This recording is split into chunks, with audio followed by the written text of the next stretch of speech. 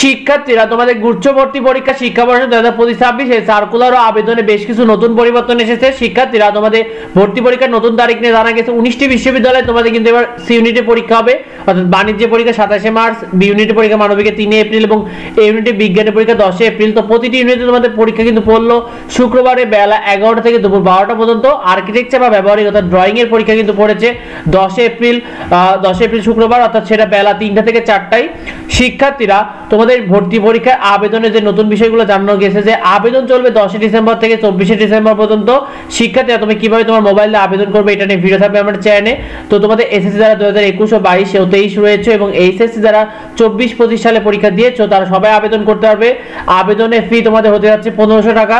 যদিও এটা এখনো তুমি যারা চূড়ান্ত করেনি, শিক্ষার্থীরা ভর্তি পরীক্ষাটি 100টি এমসিকিউতে হবে, নেগেটিভ নাম্বার থাকবে 0.25 নাম্বার, ভর্তি পরীক্ষায় পাস নাম্বার রেখেছে 30 নাম্বার এবং সেকেন্ড টাইমের জন্য কোনো নাম্বার কাটা হবে না। শিক্ষার্থীরা তোমাদের ভর্তি পরীক্ষার নতুন যে আবেদনের যোগ্যতা, তোমাদের বিজ্ঞান বিভাগে কিন্তু আবেদনের যোগ্যতা 7 পয়েন্ট থাকলেও তোমাদের এসএসসি এইচএসসি যেটা 3.5 ছিল এর আগে, এবার বলে দিয়েছে যে 3.25 করে থাকলে তোমরা আবেদন করতে পারবে।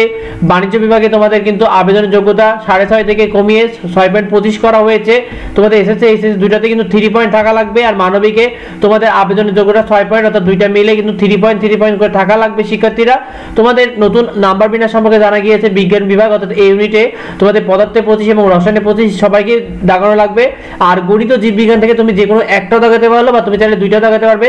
গণিতে 25 আর জীববিজ্ঞানে 25 রয়েছে, তুমি চাইলে দুইটা দাগাতে পারো। আর যদি তুমি একটা দাগিয়ে থাকো সেক্ষেত্রে তোমার বাংলায় 25 এবং ইংরেজির মধ্যে যে কোনো একটি দাগাতে হবে, যদি গণিত জীববিজ্ঞান যে কোনো একটা দাগাইলে। আর তোমার ব্যবসা শিক্ষা অর্থাৎ সি ইউনিটে তোমাদের হিসাব বিজ্ঞানে 25, ব্যবসা সংগঠন ব্যবস্থাপনায় 35, বাংলায় 15, তারপর হলো ইংরেজিতে 15 নাম্বার থাকবে।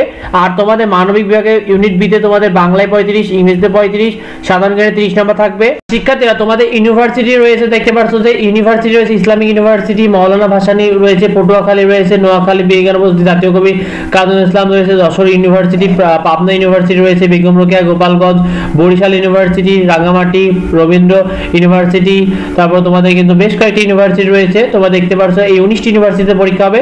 তো যাবতীয় আপডেটগুলো নিয়মিত পেতে অবশ্যই আমাদের চ্যানেলটিকে সাবস্ক্রাইব করে রাখো। যদি জানার থেকে অবশ্যই ভিডিওতে কমেন্ট করো, ভিডিওটি বেশি বেশি করে বন্ধুদেরকে শেয়ার করে দাও যাতে অন্যরা জানতে পারে। দেখায় পরবর্তী ভিডিওতে। ধন্যবাদ সবাই।